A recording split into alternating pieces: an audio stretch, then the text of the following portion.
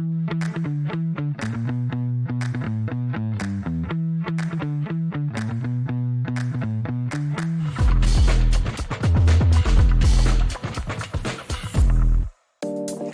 Sadat, where are you headed to?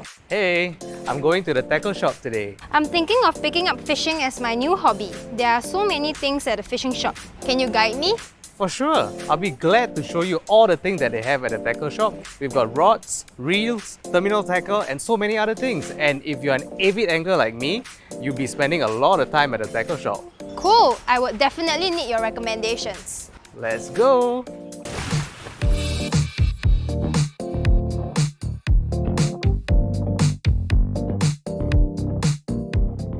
I'm always very curious about whether I should purchase a spinning or a baitcaster reel. Okay, let me just help you here a little bit. If you're going for a spinning reel, it's actually very user-friendly for beginners simply because you can easily swap the handle from left to right just by turning it out and replacing it. Also for casting, simply open the bail, cast it out and close the bail. You don't need much skill for that. But if you're talking about the baitcaster, it's a bit more technical in a sense that the moment you buy it, you can never change the handle. So it's stuck on the right or the left. So you need to choose accordingly based on your power hand. But if you're talking about casting here, this one's a bit different. Once you unlock it and you cast it, right, the line will go out really fast and really far. But you have to time it correctly so that once it lands in the water, you lock it. And if you don't lock it in time, all your line will come out and create a big mess. And it'll be very unfun, if you know what I mean. I see numbers like 3000 and 4000 on the reels. What do they imply? So those numbers refer to the size of the spool. So they have 1000, 2000, 2500 and even 3000. So this one is a 3000 reel, so it refers to how much line you can put in the spool. What is the price range to buy a reel? Is it expensive for a start? Alright, based on all the reels we have here, the spinning reels are cheaper than the bait casting reel. But overall, they're all very affordable. But to start, right, I'll probably recommend the Nexave right here, or one of the latest ones, the Katana. All of these are very good reels and they'll make you fish like a pro in no time. There are just too many rods to select from. What is the easiest way to find a rod to pair with my reel? It's actually very simple. Let me show you how. On the rod, you'll see like some specifications in terms of length, line, as well as the weight of the lure. So you'll never get anything wrong. Everything is right here. Do you think I can get a rod that is versatile enough for me to fish in most fishing locations locally? For sure. There are rods for everything, but there are also those that you can use everywhere. But first, let me tell you about the Cruiser rod. This is a very affordable rod, but you have to be very careful because it's made of glass. It might be very flexible, but when you fight a really big fish, it could break. So you need to be careful. This is why I recommend a rod that is made out of carbon fiber. Just like this one. This is called the Majestic. But the key difference here is, it's not just made of carbon fiber, a more reliable material, but it's also a bait cast rod. And how do you tell it's a bait cast rod? You look at this. So right here, you'll see that there's a handle. So this is where you grip the rod, and on the top here is where the reel goes. You will also notice that the guides are really small, and this is how you tell it's a bait casting rod. So besides this Majestic rod, there's also a better version called the Majestic XT, and it looks like this. Nice and red, and it says XT on the rod. So this one, you can see that this is a spinning version. At the same time, it also comes in a bait casting version. So this is a medium rod, right? Perfect for versatile fishing that you were looking for. So you'll notice that it is not too heavy and not too light, and it's not so flexible and it's not so stiff as well. And if you want to know how it's medium, you just look at the rod, you will see a letter M, right? So M stands for medium, ML for medium light, and so on. So this is a perfect rod for versatile fishing in Singapore waters. How many rods does one angler usually have? That is a very tough question, my friend. Us anglers, we have a lot of rods.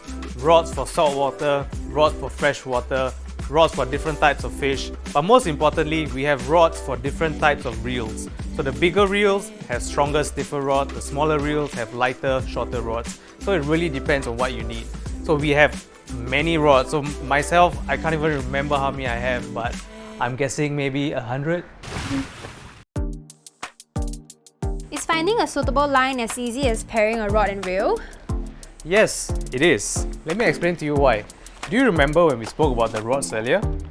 You saw the specifications on the rod, everything you need to know is there. So you get the line that is stated on that rod to pair with your reel or the right line. Should I go with mono or braided lines then? Let me explain to you the difference between a mono line and a braided line. So a braided line, similar to this one, it's actually made of fabric. So the 8 here signifies that there are 8 different threads forming that one thin line. So you can only imagine how strong this is. At the same time, this new model of line has something called a heat sink coating. It has this extra layer of protection so that when your line kind of heats up, when it's like being casted out too much, it does not break as easy. It's something you should try. And if you're looking at a lighter line, so this one says 4. So you have 4 braided lines or 4 threads that makes one line. Why people don't really like to use a mono line like this is simply because it's made of like a plastic material. So when it's inside your spool for too long, it kind of loops non-stop whenever you take it out. And then when you try and cast it, it's going to be really bad, so to speak. But at the same time, if you use a mono line, you don't really need to tie a leader line anymore because this forms or this functions as a leader line. So now let me tell you about what are leader lines. Leader lines are basically this. So what it does, it will be at the end of your braided line, so you have to tie it by yourself. So it helps to absorb the shock. So what do you mean by shock? Like underneath the water there can be things like, rocks and even like some branches. So this will be able to withstand the damage and you will not lose the fish in case you get one. And they have different strengths as well. So you see this one is 30 pounds here and this one is 40 pounds. So you need to make sure that your leader line has a stronger weightage in terms of weight right here as opposed to your main line, which is the braided line. So for my leader line, can I simply just get the largest one so that my line wouldn't break that easily? You may or you may not. Let me explain why. Imagine if you have a really small reel, but you have the biggest, thickest line. That means you won't have enough space to fit in your reel, and that can be a problem. Imagine if you have a fish that's 100 meters away, but you only have 20 meters of line. That's not a good idea, isn't it? But imagine if you have a really, really big reel, and you have thickest line in the world going all around that reel. Even the biggest shark will never get away. These are certainly the items that have so many to select from, and it does confuse me. What are all these metal looking stuffs and what are they used for? Don't worry, it's actually very simple. Let me go through them one by one. So first, we have a snap. So a snap is something you use to connect your lure to your leader line. And they come in different shapes and sizes. Here you see a shape like an arrow. And here we have a shape that's a bit more curved. So it depends on the size of your lure. Here we have a swivel. This is something you use when you want to connect two lines and not use a knot. So you put one line here and you tie it here, and on the opposite side you tie another line.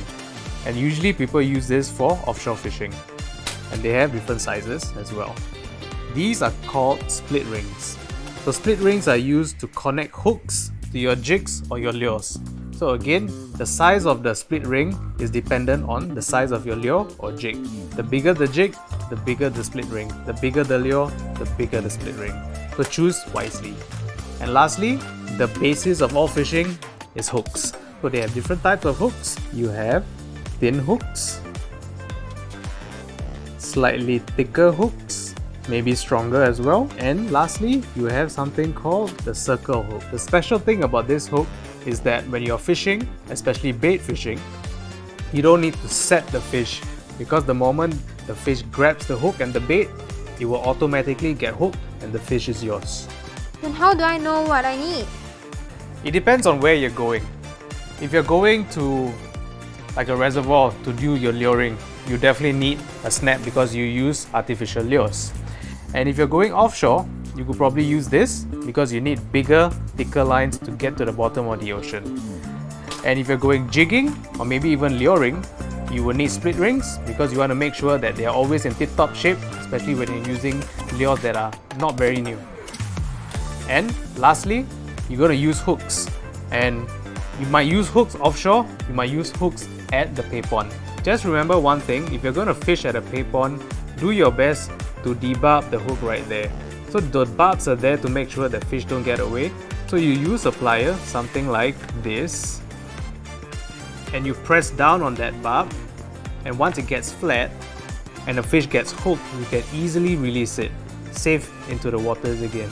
It's not that difficult, isn't it? So Dad, shopping for another rod and reel? Trust me, you'll never have enough fishing tackle once you're hooked on fishing. Anyway, I'm going to continue shopping and look out for the next episode where I'll share more setup tips and recommendations. See ya!